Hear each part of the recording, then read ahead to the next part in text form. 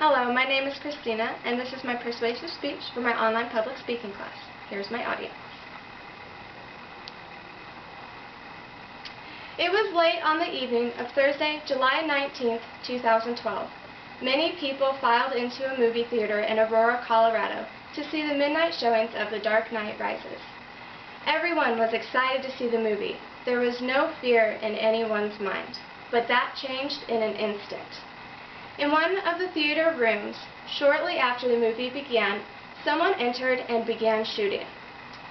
This shocked everyone in the theater because it is known that firearms are not permitted there. But apparently, that didn't stop him. So does banning firearms really help prevent homicides? It's a good thought, but it's also more of a wishful thought.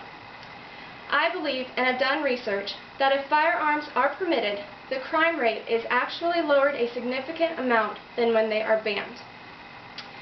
Clearly, no one expected a gunman to enter this Aurora theater. Why? Because firearms aren't permitted. And when they aren't permitted, everyone assumes that everyone else will adhere to that rule. I'm sure that's what the people thought in 1991 at Luby's restaurant in Killeen, Texas, where according to the online Houston Chronicle, 24 people were shot and killed. The people at Columbine High School in 1999 and at Virginia Tech in 2007 were probably thinking the same thing. I'm safe here. But obviously, these rules of not allowing firearms don't always help. They don't help because shooters make a very good assumption that everyone else will be obeying the rules, leaving them to be the only ones with a weapon and giving no one else a chance to fight back and be protected. Despite the horrible outcomes of these types of events, some good things can arise. They often cause many people to take action in being prepared to defend themselves. According to the Denver Post, gun sales jumped 41% between last Friday morning and Tuesday morning. That's in just 4 days. Firearm instructors also are saying that more people are now wanting training for a permit to carry. And from the time of the incident on Friday morning until Sunday, over 2,800 people had background checks approved for them to buy a firearm. This was a 43% increase from the weekend previous and a 39% increase from the first weekend in July. Similar increases in firearm security happened after the Virginia Tech shooting in 2007 and 2 years ago in Arizona after the Tucson shooting. Although some people feel that guns can help, others think differently. Some believe that more laws against firearms will help prevent shootings because it should lower the number of people obtaining firearms and carrying them in public. Rhonda Fields, a state representative, says that she is hoping for other responses aside from increased self-defense actions. She wants Congress to ban all assault weapons and says, "I don't think that to be preventative we need to provide or have more guns." Well, that would be nice, but the statistical differences of homicides committed with guns being banned versus being allowed are undeniable. An article I read on Gun Owners of America gives many statistics promoting permits to carry. The article is quite lengthy, covering many statistics of rape rates, child deaths, as well as giving gun facts and pointing out myths. So, for the sake of time, I'm only going to hit a few high points. Guns are used around 2.5 million times a year for self-defense. That is 80 times more the number of times they are used to take a life. And 50,000 times they are used for self-defense outside of the house.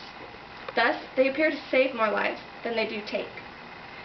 Firearms are actually ranked number 9 in the top killers in America, causing just over 28,000 deaths per year.